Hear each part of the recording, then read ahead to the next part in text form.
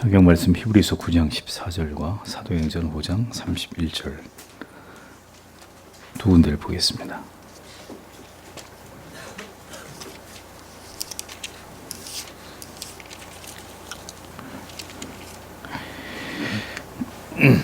히브리서 9장 14절 같이 읽겠습니다. 하물며 영원하신 성령으로 말미암아 흠없는 자기를 하나님께 드린 그리스도의 피가 어찌 너희 양심으로 죽은 행실에서 깨끗하게 하고 살아계신 하나님을 섬기게 못하겠느냐. 사도행전 5장 31절입니다. 같이 읽겠습니다. 이스라엘로 회개케 하사 죄사함을 얻게 하시려고 그를 오른손으로 높이사 임금과 구주를 삼으셨느니라. 아멘.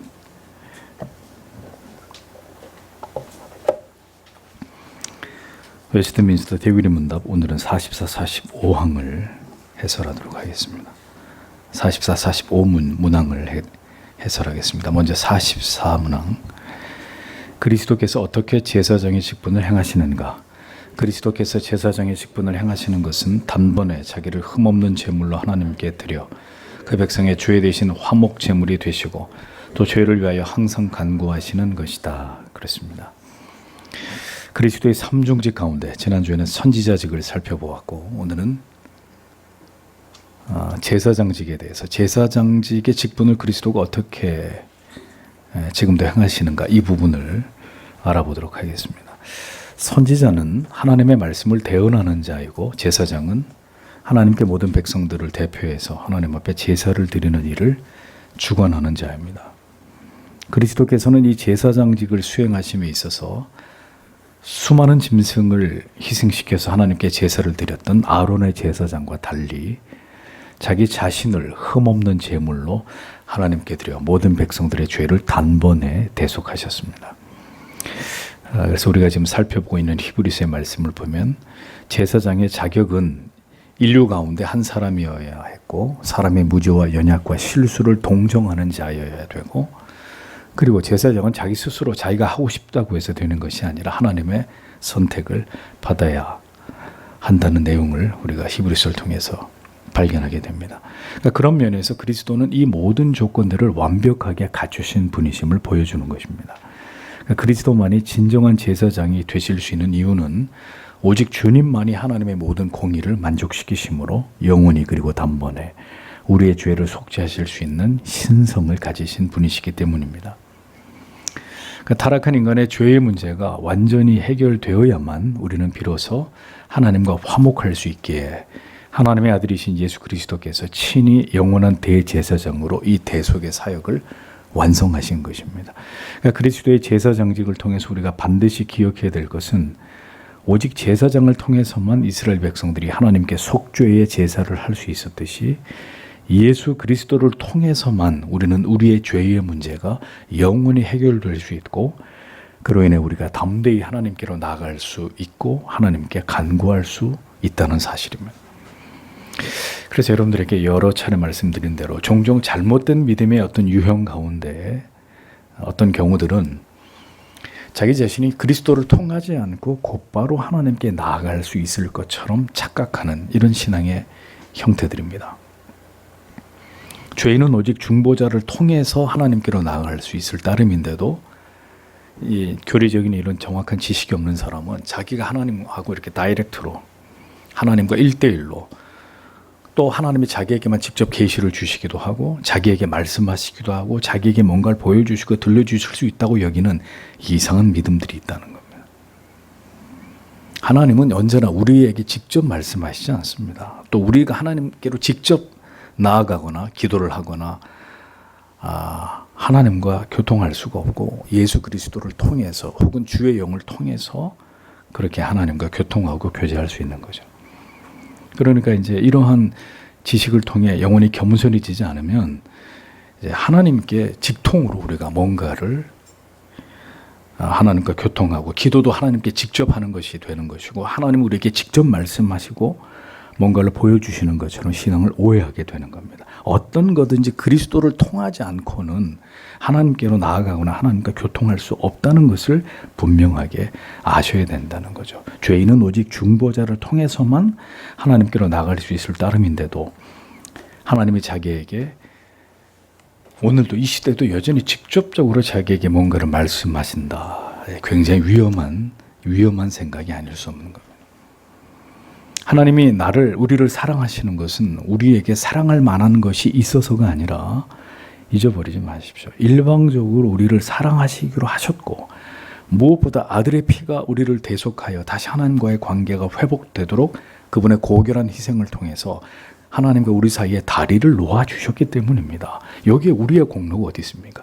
우리의 공로가 어디 있다고 우리가 하나님을 향해서 함부로 하나님을 막 보고 하나님과의 관계를 아주 쉽고 가볍게 이렇게 여길 수 있느냐.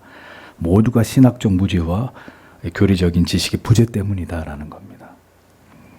우리가 쉽게 착각하는 것은 하나님의 아들의 그 대속하신 은혜와 그 공로를 간과한 채로 그냥 하나님이 무작정 나를 사랑하신다고 여기는 오만한 착각입니다. 하나님이 아들의 피를 통해서 우리와 다시 관계를 맺으시고 그 아들의 희생 때문에 우리를 사랑하시는 거지.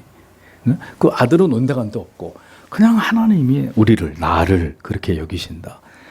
신학적으로 올바른 이해가 될 수 없는 것입니다. 다시 말씀드립니다. 사랑할 만한 자격이 있어서 우리를 사랑하시는 것이 아닙니다. 자기 백성을 향한 하나님의 성품이 그러하시고 무엇보다 우리를 구원하시기 위해 하나님의 독생 성자 예수 그리스도께서 우리를 구원하기 위해 자기를 영원한 대속의 제물 삼아 하나님께 드린 바로 그 일로 인해서 우리는 다시 하나님을 아바 아버지라 부르면서 하나님께 경배와 찬송을 드리고 그 하나님 앞으로 나아갈 수 있게 되었다는 사실을 잊어서는 안 됩니다. 그것이 그리스도의 제사장직을 통한 우리에게 주어지는 은택이라는 거죠. 아무리 도덕적으로 올바른 삶을 살고 많은 선행을 베풀고 사람들에 대해서 박애적인 마음을 가졌다 하더라도 딱히 생각해 보아도 오늘까지 살면서 그렇게 크게 내가 남을 해롭게 하거나 큰 죄를 지은 것처럼 내 자신이 여겨지지 않는다 하더라도 그것으로 우리가 구원을 받을 수는 없는 것입니다. 인간이 아무리 정직하고 착하게 살았다 하더라도 그는 하나님 앞에 추악한 죄인일 따름이고 그가 예수 그리스도를 믿음으로 대속하신 은혜 안으로 들어오지 못한다면 그는 영원한 지옥불에서 멸망을 당할 수밖에 없는 것입니다.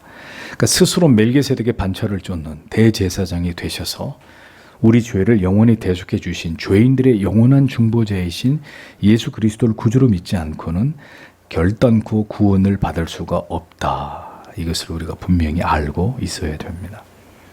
그리스도를 깊이 만나고 그분을 사랑하며 나의 죄를 위해서 예수께서 지불하신 그 사랑과 은혜에 대한 영혼의 진실된 감격이 없이 그것을 대체할 만한 다른 열심, 다른 노력 아니면 자기 자신이나 어떤 자기의 공로를 인정받고자 하는 이런 식의 신앙의 동기는 그리스도의 제사장직에 대한 올바른 이해가 없는 것이고 그것은 성경이 말씀하는 올바른 믿음이라고 볼 수도 없다라는 것입니다. 그러므로 진정으로 거듭난 그리스도인들은 영원한 대제사장이신 그리스도 앞에서 언제나 겸손할 수밖에 없고 언제나 반대로 예수 그리스도를 높이는 삶을 살아갈 수밖에 없는 거예요. 그러니까 그가 존재하지 않고 그리스도가 존재하지 않는 한 우리는 결단코 하나님 앞에 설 수 없는 존재라는 것을 분명히 깨닫게 되기 때문입니다. 자기를 높이는 것을 추악한 것으로 여기고 내게만 하나님의 사랑과 그 그리스도의 대속하신 은혜를 생각하면서 언제나 주님을 높이고 그 사랑과 은혜를 생각하면서 그리스도를 깊이 사랑하고자 하는 삶을 살아가게 되는 것입니다. 그리스도의 제사장직에 대한 완전한 이해 없이 우리는 수없이 우리를 정죄하고 우리를 무너뜨리는 사탄의 속삭임을 결코 물리칠 수가 없습니다. 그리스도의 대속하신 은혜에 대한 날마다의 묵상 없이 매일매일 살아나는 우리의 교만한 마음과 우리 자신을 사랑하려는 마음을 죽일 수가 없고 우리 자신을 부인할 수가 없습니다. 그리스도께서 대제사장이 되셔서 친히 완성하신 그 완전한 대속을 알고 믿을 때 우리는 영혼의 정죄로부터 자유할 수 있고 우리의 구원을 확신할 수 있는 것입니다. 하나님의 아들께서 모든 것을 다 이루셨고 우리는 그 모든 은택을 그 양자됨의 축복과 이신칭의 변치 않은 은혜의 수혜자로 살아갈 수 있게 되는 것입니다. 오늘도 이 초라한 삶을 살아가고 죄인인데도 불구하고 말이죠. 자, 이어서 45문 그리스도의 삼중직 가운데 마지막으로 왕직이 어떻게 그리스도께서 어떻게 왕의 직분을 행하시는가 이 부분입니다. 자, 그리스도께서 한 백성을 세상으로부터 자기에게 불러내시고 저에게 교직자들과 율법과 권능을 두시고 그로 말미암아 그들을 유형적으로 다스리심으로 왕의 직분을 행하신다. 택하신 자에게 구원의 은혜를 주시고 순종하면 상을 주시고 범죄하면 징계하신다.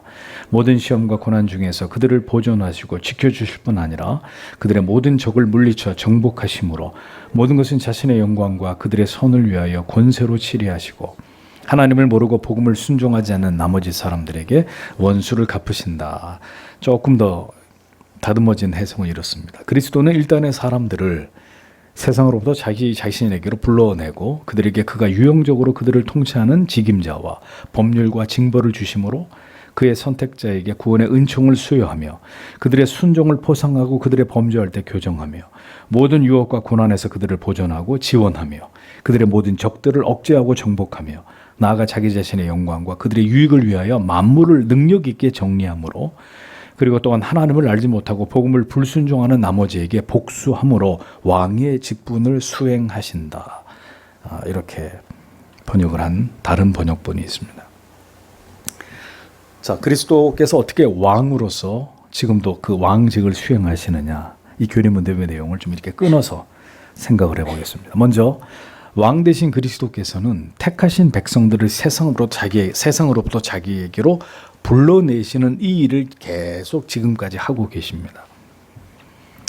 택한 백성들을 세상으로부터 불러낸다. 너희는 내 백성이다. 너희는 세상의 백성들이 아니라 너희는 내 백성, 내 자녀다라고 세상에서 자기 백성들을, 즉 자기의 통치를 따르는 백성들을 우리의 왕이신 그리스도께서 불러내시는 일을 지금도 하고 계십니다. 그러니 여기 앉아 계시는 분들은 그 왕의 부르심을 받은 그분의 백성이다 라는 사실을 기억해야 합니다. 그러니까 여러분들이 그냥 여러분 발로 이렇게 나와 계신 게 아니라 왕의 부름을 받고 그 나라의 백성으로서 여러분이 하나님 앞에 나와 계시는 것이다 라는 겁니다. 요한복음에서 주께서 분명히 말씀하셨습니다. 내 양은 내 음성을 듣는다.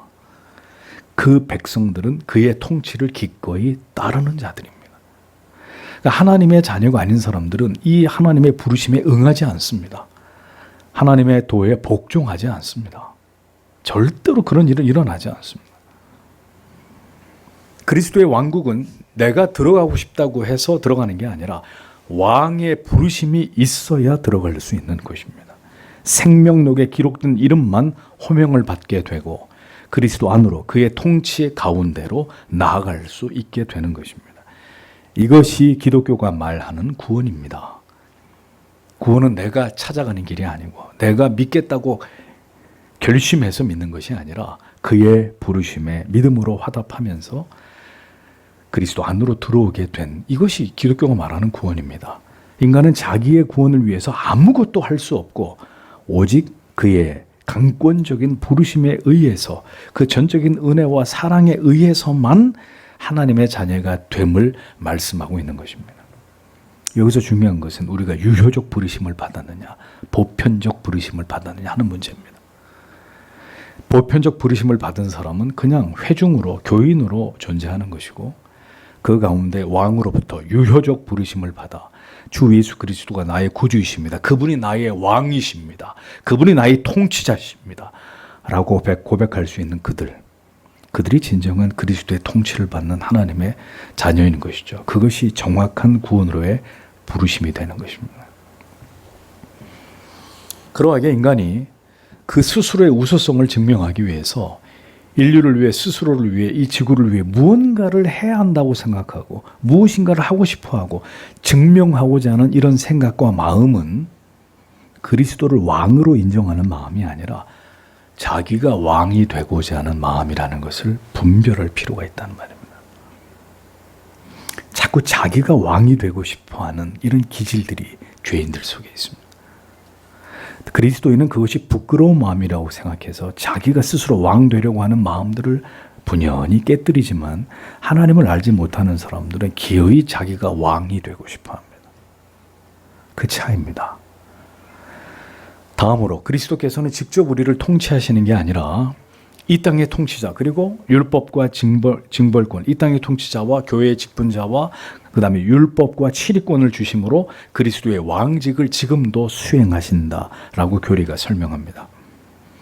그리스도께서는 세상에서는 왕이나 혹은 재판관이나 혹은 스승이나 혹은 부모라는 직위와 직책을 통해서 자기 백성들을 통치합니다. 그리고 그리스도의 몸이신 교회에서는 구약의 사도, 신약의 선지자 이후로 이제는 목사, 장로, 집사 등의 직분자들을 세우셔서 그들을 통해 자기 백성들을 통치하십니다.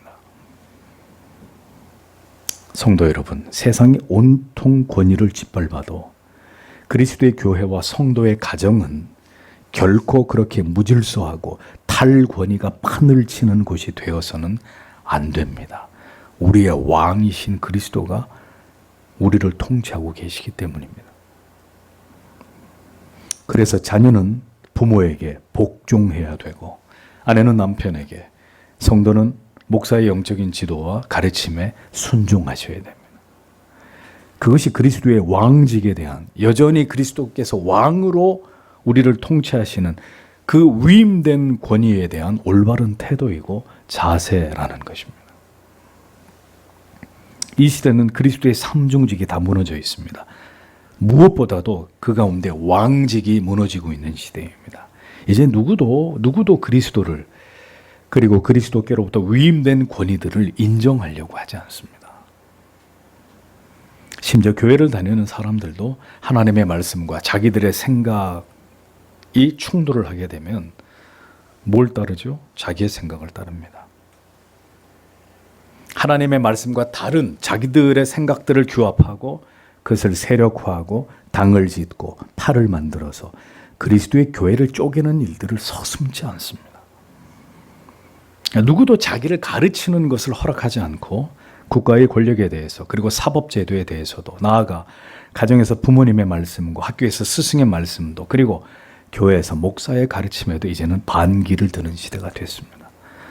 그거는 당신들 생각이고 내 생각은 아닌데, 나는 그렇게 생각 안 하는데, 내 느낌은 다른데. 신앙에서 느낌이 중요합니까?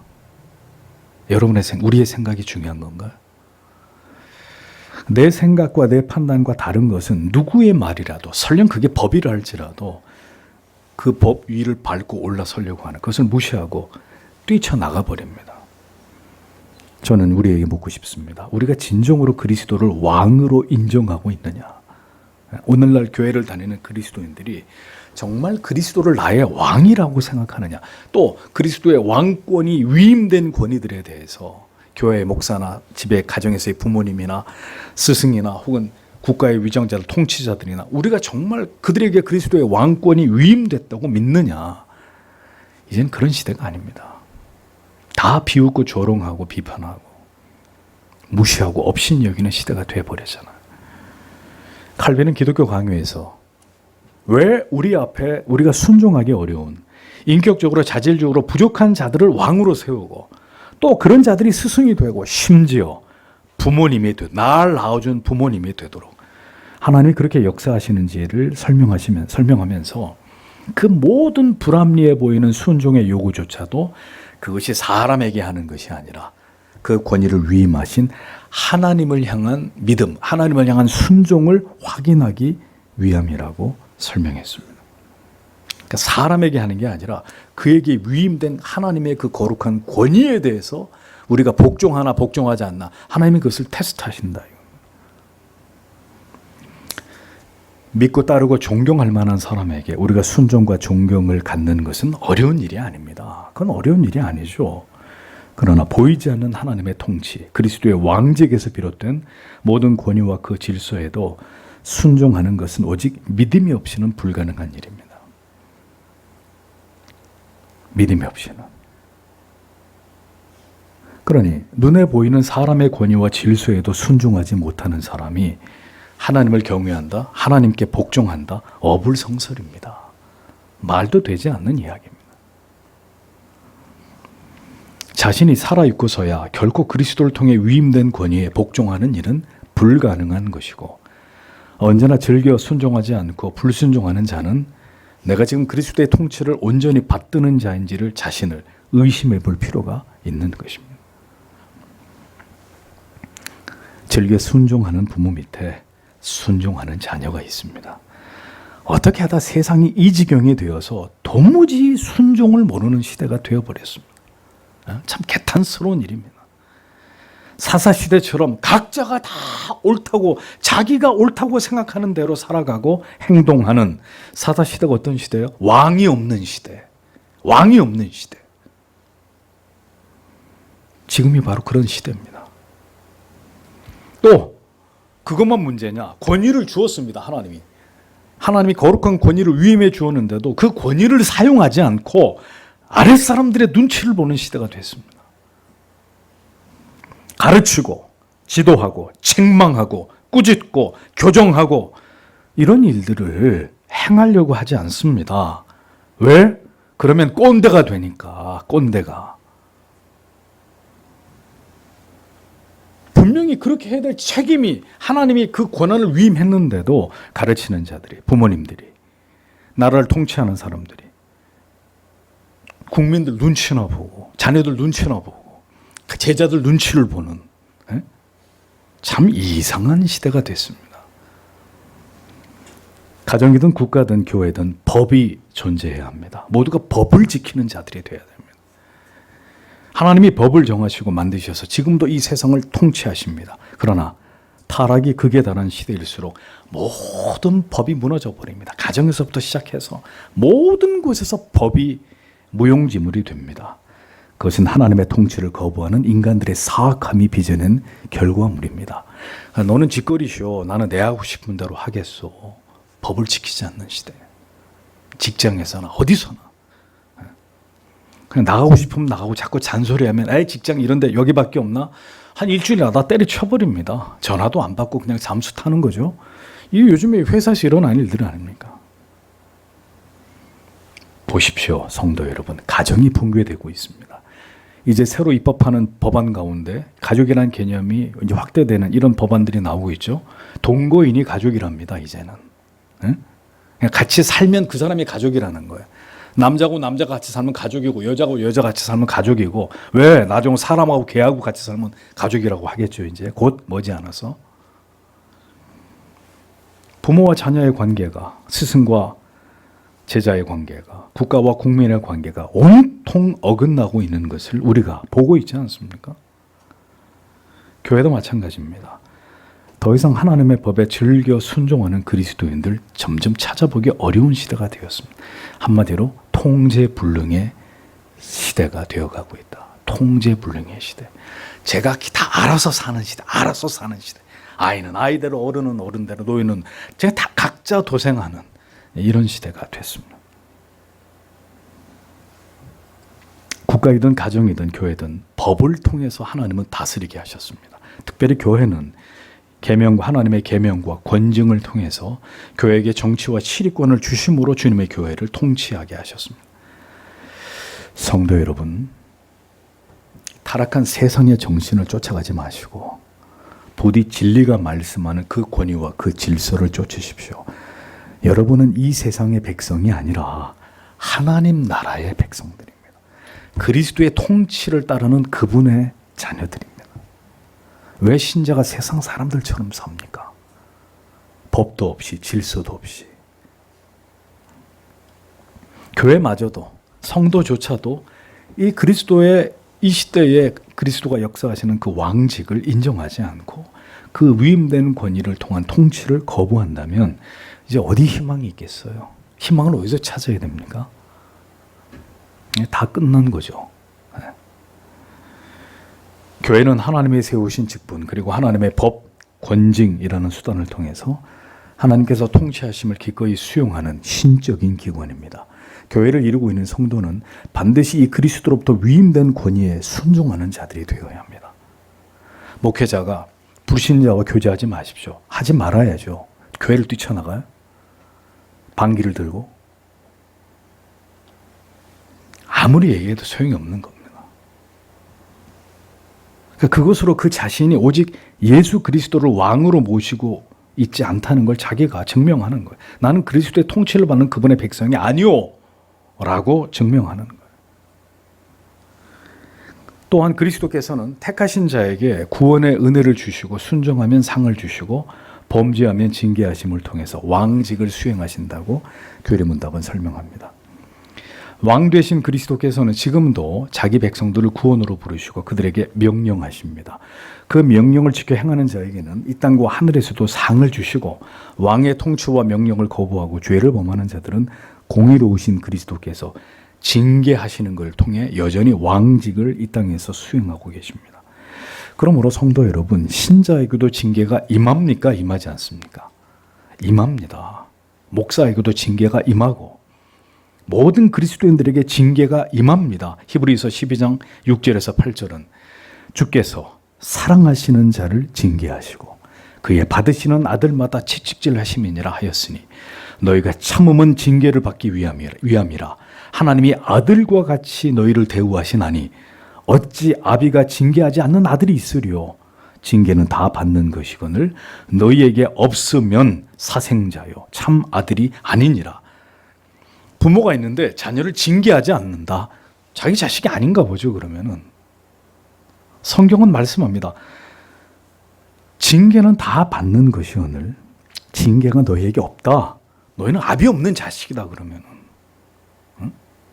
그래서 잠언에서 부모의 훈계, 네 어미의 책망을 듣지 않는 자 멸망한다고 얘기하는 겁니다. 그러므로 하나님께서는 돌이켜 회개하도록 오늘도 그 백성들을 징계하시는 하나님이십니다. 사랑의 채찍을 드시는 분입니다. 뿐만 아니라 그리스도께서는 모든 시험과 고난 중에서 그들을 보존하시고 지켜주실 뿐 아니라 그들의 모든 적을 물리쳐 정복하심으로 모든 것은 자기의 영광과 그들의 선을 위하여 권세로 처리하심으로 왕직을 수행하신다 이렇게 설명하고 있습니다. 자, 보십시오. 하나님이 어떻게 왕으로서의 권한을 수행하시느냐. 시험과 고난 가운데 있는 자기 백성들을 반드시 도우시고 지키시고 보존하는 주의 능력과 은혜를 경험하게 하십니다. 여러분들이 하나님으로부터 건지움을 당했을 때, 도우심을 입었을 때, 정말 하나님이 도와주시지 않으면 안 되는 일이 여러분들에게 성취됐을 때 누구를 생각해야 합니까? 하나님을 생각해야 합니다. 예수 그리스도를 생각해야 합니다. 그분이 하셨구나. 그분은 왕으로서 그렇게 지키고 통치하고 보존하고 길을 열어주시는데 그 왕의 명령을 거절한다?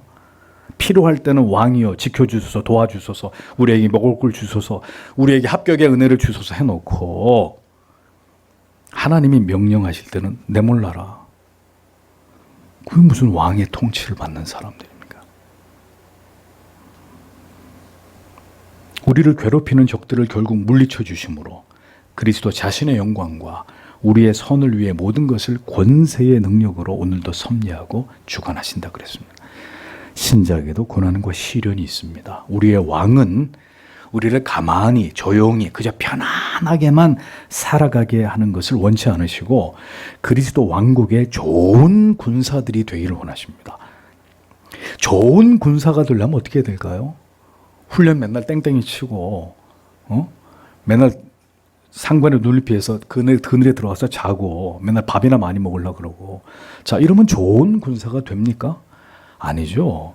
좋은 군사는 죽을 힘을 다해서 열심히 훈련을 받는 군사입니다. 그리고 그 훈련이 가혹하면 가혹할수록 그 군인은 어떤 군인이 되죠? 정예의 군인이 됩니다. 매우 특수한 임무를 수행하는 최정예 군인이 되는 거죠. 그러면 하나님은 우리의 왕이신 그리스도는 그저 편안하게 그저 조용히 아무 일 없이 이렇게 자기 백성들이 살아가는 걸 원치 않으시고 군인이 열심히 병영에서 훈련을 받아야 되듯이 그게 군인의 본분이듯이 신자도 인생을 지나가는 동안 그리스도의 군사 훈련을 받는 자가 되기를 원하시는 것입니다. 고난을 통해 그 믿음이 더 연단되고 더 성장해 나아가는 자들이 되기를 바라십니다. 그러하게 주님은 우리에게 고난을 주시지만 중요한 것은 그 모든 고난을 이길 힘도 주신다는 사실입니다. 성도 여러분, 우리에게는 왕이 있다는 사실을 기억해야 합니다. 세상 사람들은 자기가 왕입니다. 우리는 하나님, 저는 절대로 왕이 아닙니다. 하나님의 자리를 조금도 찬탈할 마음이 저에게는 없습니다. 보십시오, 하나님, 제 안에 그런 마음이 있나? 저는 조금도 그리스도가 나의 왕 되심에 대해서 그 왕권을 조금이라도, 눈꼽만큼이라도 저는 하나님 내 것으로 삼고자 하는 마음이 저에게는 없습니다. 그 사람이 그리스도인입니다. 그 왕이 우리를 지키고 내가 나를 지키는 게 아니라, 하나님을 떠난 가인이 제일 먼저 뭘 했어요? 아벨을 쳐 죽인 가인이 성을 쌓았단 말이에요. 왜? 하나님이 자기를 안 지켜줄 걸 아니까. 본능적으로 높은 성을 쌓아서 자기를 지키려고. 우리는 성을 쌓는 사람들이 아니잖아요. 왕이 우리를 지키고, 왕이 우리를 보호하고, 왕이 우리의 적들을 물리쳐서 굴복시킨다. 이걸 믿는 사람들입니다. 결코 패배하지 않게 하시고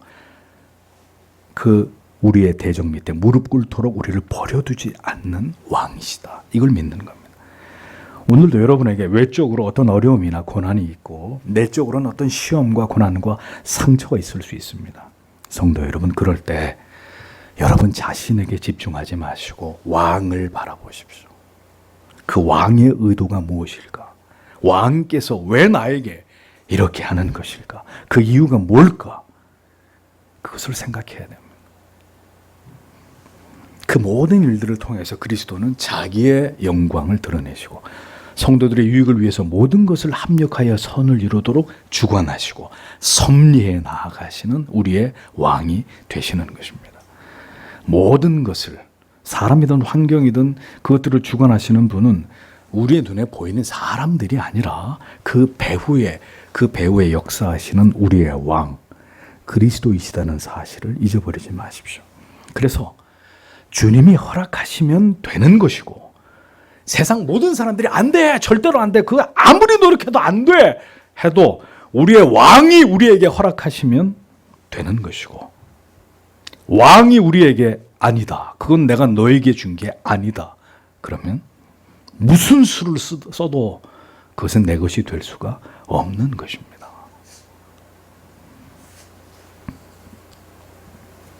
오늘도 우리를 도우시고 보호하시고 지키시는 분이 우리와 함께 하심을 믿고 세상에서 믿음의 선한 싸움을 싸워 나아가는 그리스도의 군사들이 되셔야 합니다. 마지막으로, 자기 백성들을 그럼 그렇게 지키고 보호하시고 대적들을 굴복케 하는 그리스도이시지만 반대로 하나님을 모르고 복음을 순종하지 않는 나머지 사람들에게는 어떻게 하신다고요? 원수를 갚으심으로 그 왕직을 수행하고 계신다. 교리문답은 설명합니다. 하나님을 외면하는 자들, 끝내 복음에 순종하지 않는 버려진 자들, 그리스도의 통치를 따르지 않는, 그리스도의 통치, 그리스도의 질서를 무시하는 자들, 그들이 보여주는 이 한결같은 악과 강팍함에 대해서 그리스도는 그들을 누구로 규정한다고요? 자기의 원수로 규정한다. 그리고 그들에게 복수하시는 하나님이시다, 그리스도시다 라고 말합니다. 그러므로 불신의 죄는 절대로 작지 않습니다. 물론 그들은 유기된 자들입니다. 하나님의 작정 속에서 그들에게 구원의 은총이 허락되지 않지만 그들이 인생을 지나가는 동안에 하나님에 대해서 보여준 그 일관된 참남한 태도와 하나님을 멸시하는 마음과 진리를 경멸하는 교만에 대해서는 응분의 대가를 지불하게 하십니다. 그들이 유기된 자들임에도 불구하고 그들의 모든 죄악에 대해서 하나님은 심판하신단 말이에요.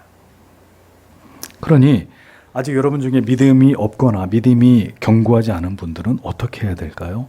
주여 내게 믿음을 주시옵소서. 내게 더 큰 믿음을 주시오. 내게 요동치 않는, 흔들리지 않는 믿음을 주님 저에게 주시옵소서. 오늘도 그렇게 주님께 기도하는 자에게 하나님이 주실까요, 안 주실까요? 구하라 주실 것이요 찾으라 찾을 것이요 문을 두드리라 너에게 열릴 것이니라고 했습니다.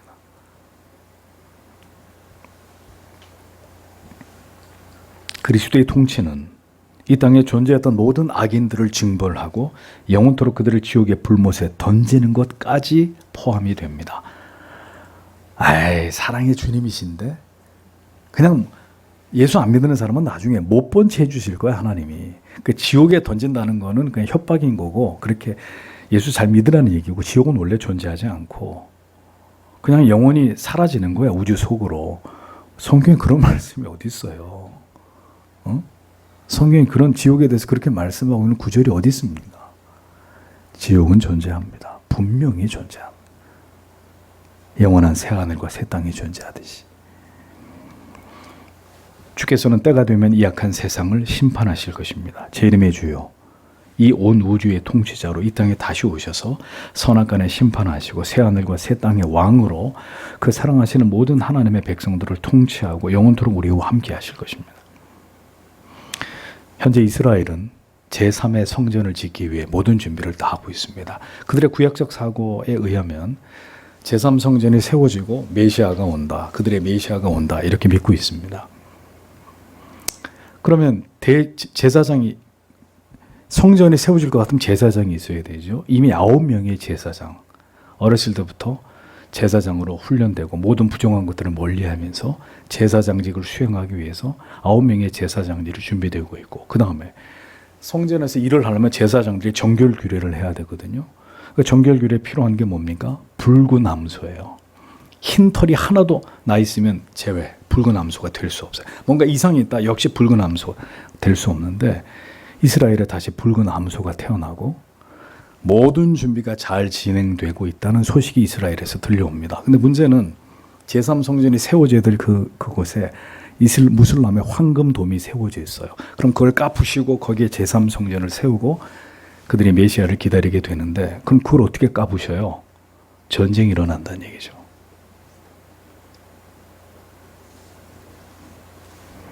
그들이 꿈꾸는 메시아는 누굴까요? 요한계시록에서 말씀하고 있는 적그리스도가 되는 겁니다. 적그리스도. 그러니 거의 때가 다 돼가고 있다는 거예요. 내년에 일어날 일입니다. 2024년도에.